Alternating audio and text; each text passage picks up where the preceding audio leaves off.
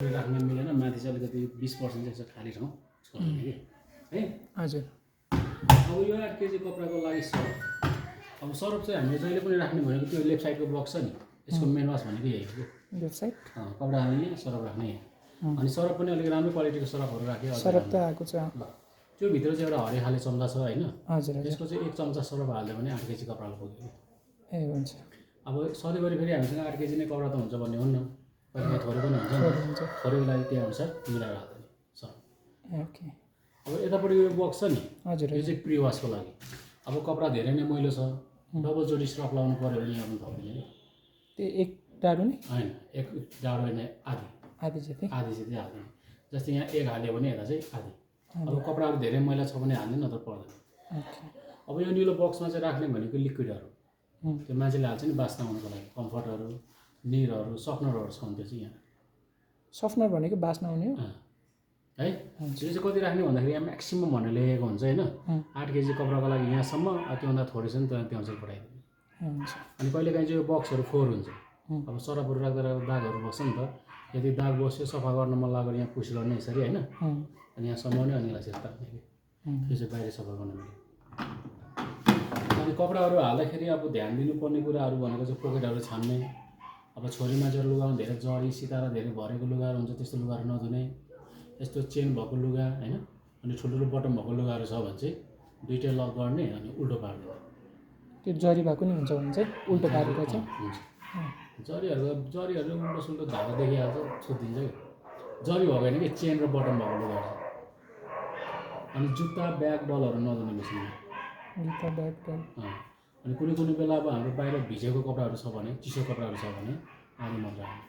के राख्ने आधी ए भिजेको चाहिँ आधी मात्र 8 केजीको ठाउँमा 4 केजी मात्र है अनि कलर जाने कपडा छ भने सकेसम्म एकै ठाउँमा नमिसाउने न त साड हुन्छ त्यो त कपडा हाल्ने सरफ हाल्ने अब अनरको बटन यो भइगयो होइन देब्रेपट्टिको यसलाई थिच्ने बित्तिकै यसरी सर र इन्डिकेटर गर्छ है अब यहाँ चाहिँ हाम्रो कस्तो कस्तो कपडाहरू कहाँ छ भने यहाँ लिस्ट गरिदिएको छ कि अब यसलाई सबैले यसले नै इन्डिकेट गर्ने है अब जस्तै यो चाहिँ उल्टो सुल्टो जता बटाउँदा नि हुन्छ एकै बटाउनुपर्छ भन्ने छैन ल हुन्छ अब सबैभन्दा सुरुमा भन्छ कटन अब कटन भनेको त्यो सुतीको कपडाहरू तन्नाहरू खोलहरू पर्दाहरूको लागि अर्को छ कटन प्लस यो माथिको कटन यो कटन प्लस भनेको एउटा प्रोग्राम हो यसमा फरक भनेको चाहिँ यदि हल्का मात्र मैला छ भने माथिको कटन भने धेरै नै मैला छ भने अनि मात्र हामीले प्लस अब तेस्रोमा छ टर्बो वास भनेको चाहिँ अब कुनै बेला हामीसँग थोरै कपडा होइन अलिकति चाँडो अलिकति फास्ट हुनु पर्यो भने चाहिँ टर्बो वास हुन्छ यसमा चाहिँ हामीले धेरै कपडा राख्न मिल्दैन यसमा चाहिँ हाफ ड्रम मात्र अर्को छ अब मिक्स भनेको चाहिँ हामीले सबैभन्दा धेरै चलाउने प्रोग्राम के हो भन्दाखेरि त्यो मिक्स नै हो यसमा चाहिँ सबै क्याटेगोरी कपडाहरू एकै ठाउँमा हालेर हुन मिल्यो त्यो उलनहरू नि मिसाउन चाहिँ पाइन्छ ओके ल अर्को छ इजी केयर भन्छ यो इजी केयर भनेको चाहिँ पोलिस्टर टाइपको लुगाहरू कि अलिक चिप्लो लुगाहरू हुन्छ नि त्यस्तो लुगाहरूको लागि अब अर्को छ एलर्जी केयर भन्छ एलर्जी भनेको चाहिँ बिरामी या रोगीहरूको कपडा अर्को छ बेबी स्टिम केयर भन्छ बेबी भनेको केटाकेटीहरू अब यतापट्टि छ डाउनलोड साइकल यो डाउनलोड साइकल भनेको चाहिँ अब कुनै बेला हुन्छ नि हामीले बाहिरै कपडामा साबुन या सरफ लगाएर हातले मिच्छ नि हो बाहिर हातले मिचेको कपडाहरू चाहिँ पखाल्नु पऱ्यो भने यसमा गएर पखाल्ने कि मिचेर पखाल्नु मात्र पऱ्यो भने है अर्को छ टप क्लिन भन्छ यो टप क्लिन भनेको चाहिँ महिनामा एकचोटि मेसिन खाली चलाउने त्यो भनेको भित्र ड्रम सफा गर्नको लागि त्यतिखेर कपडाहरू केही नहाल्ने खाली ड्रम होइन अब यो सरफ राख्ने ठाउँमा अलिकति डिटोल राख्दैन कि त्यो घाउमा लगाउँछ नि झोल डिटोलहरू त्यो 20 ml जति हालिदिने त्यहाँ होइन अनि खाली चलाइदिने न त आजभोलि ट्याब्लेटहरू पनि पाउँछ ट्याब्लेटहरू सिधै हालिदिने ड्रममा हालिदिने खाली चलाइदिने ए त्यो ट्याब्लेट अनलाइन देखाएको थिएँ अर्को छ अब डुबेट भन्छ यो डुबेट भनेको चाहिँ अलिकति हेभी टाइपको कपडाहरू कि जस्तै जाडोयामको हुन्छ नि डाउन ज्याकेटहरू या पातलो टाइपको पोलर ब्ल्याङ्केटहरू छ भने यसमा पनि डुबेटमा अर्को छ स्पिड 14 यो स्पिड 14 भनेको पसिना या धुलो मैले टाँसेको मात्र कि जस्तै एक सर लगाएको बिहान लगायो बेलुका दुई हाल्नुपर्ने टाइपको कपडाहरू छ भने स्पिड 14 पसिना या धुलो मैले टाँसेको मात्र अर्को छ अब स्पोर्ट वेयर भन्छ स्पोर्ट वेयर भनेको त्यो खेल्दा लगाउने टाइपका जर्सीहरू ट्र्याक सुटहरू यदि म छुट्याइदिन्छु भन्दा यसमा लुगा पनि भयो अब ह्यान्ड उल भनेको उलनका लुगाहरू मात्र अब माथि चाहिँ डेलिकेट भन्छ डेलिकेट भनेको एकदम सफ्ट या नरम टाइपको कपडाहरू हुन्छ नि जस्तै नाइटेसहरू अन्डर गार्मेन्टहरू हुन्छ नि होइन त्यस्तो टङ्गे टाइपको लुगाहरू छ भने डेलिकेट है ल अब यो त प्रोग्रामहरू भयो होइन यो नै अझै एक्स्ट्रा प्रोग्रामहरू चाहियो नि यता पनि छ भन्छ यो सबै टच प्याडहरू यो भनेको रेगुलर त युज हुँदैन होइन, यसो कहिलेकाहीँ मात्र। यो प्रोग्राम कसरी एक्टिभ गर्ने भन्दा यसरी टच गरे,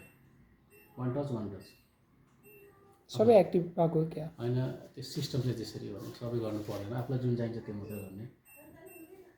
है। ल टर्बो वास भनेको अब हामीले डाइरेक्ट यहाँबाट टर्बो वास गर्दा पनि हो,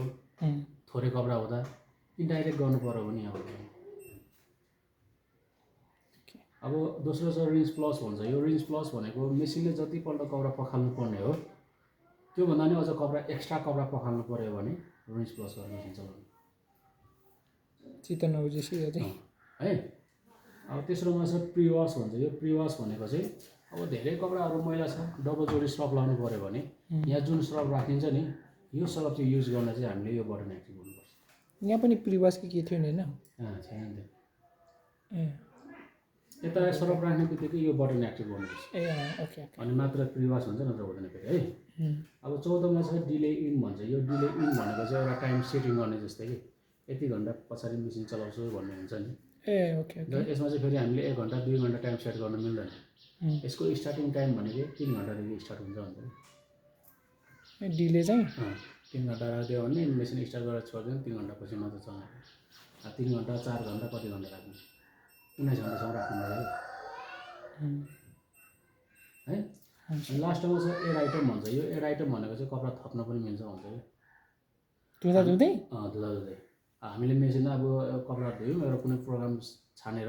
मेसिन स्टार्ट गरिदिउँ, अब स्टार्ट गर्ने बित्तिकै सम्झौँ कि होइन एउटा दुइटा मेरो कपडा छुटेको त्यो थप्न पाए पनि हुन्थ्यो भन्ने हुन्छ नि। हो त्यस्तो अप्सनमा चाहिँ कहिलेकाहीँ कपडा थप्नु पऱ्यो भने यो एड आइटममा यहाँ चाहिँ लाइट यसरी अन भएर बसिरहेको हुन्छ कि यो लाइट अन हुन्जेलसम्म चाहिँ हामीले कपडा थप्न मिल्यो भन्छ, अफ भएपछि चाहिँ मिल्दैन। त्यो अनि यो लक हुन्छ कि हुँदैन? हुन्छ त, जस्तै मानव हामीले मेसिन स्टार्ट गऱ्यौँ नि त्यो अब यहाँ लाइट अन भएर बसिरहेको नि त होइन। यो लाइट अन भएर बसिरहेको नि त, यो लाइट अन हुन्जेलसम्म चाहिँ राख्न मिल्यो, यो अफ भएपछि चाहिँ मिलेन। जस्तै यहाँ चाहिँ छोड्ने लक त भइसक्यो नि होइन,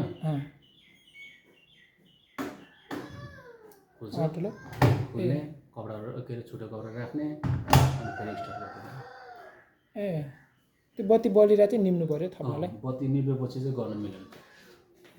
है। हुन्छ ल यसले चाहिँ अब कपडा धोइसकेपछि यो आफै अटोमेटिक अफ हुन्छ होइन। आउने उयो स्विचको अरू नै कपडा निकालेर सुकाइदिने। हाम्रो कपडा चाहिँ यसले भित्र झन्डै 80% जति कपडा चाहिँ भित्रै सुकाइदिने हो, 20% चाहिँ हामीले यसो बाहिर हावा खाँदै पऱ्यो।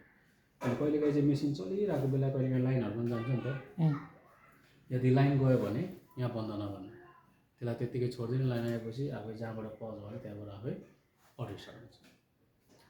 है। अनि कहिलेकाहीँ कपडाहरू हाल्दाखेरि अब हुन्छ नि त्यो फोहोरहरू आउँछ नि, अब पैसाहरू कोइनहरू के हुन्छ हुन्छ नि, त्यस्तो फोहोर आयो चाहिँ यहाँ बसेर हेर्ने। ल यो टुप्पोलाई थिच्ने सुझाउने यहाँबाट घुमाउने छ नि, त्यसलाई उता लेफ्ट साइडतिर घुमाएर पुरै खोलिदिने, चट्टा तान्ने, फोहोरहरू सबै निस्किन्छ। अनि टटाएर फेरि लक गरेर राइट साइडतिर लक गरिदिने। यो भनेको रेगुलर गर्नु परेन, यो भनेको 6 महिना 1 वर्षमा एकचोटि गर्दा पनि हुन्छ। धुलोहरू पनि आइरहन्छ। अनि कपडाहरू धोइसकेपछि यस्तो रबरहरू पुस्ने। ल यो रबर काममा फोहोरहरू टाँसेर बस्छ। अब सुरुदेखि पुस्यो भने क्लिन हुन्छ, अब पछि पुस्छु भने फिक्स भएर बस्दिन्छ कि जाने है। हुन्छ भयो त। र चलाउने यस्तो समस्याहरू फोन गरेर छैन। ल हुन्छ त्यो एलजीले फोन एलजी हुन्छ हुन्छ खोइ कहाँ छ फ्रिज।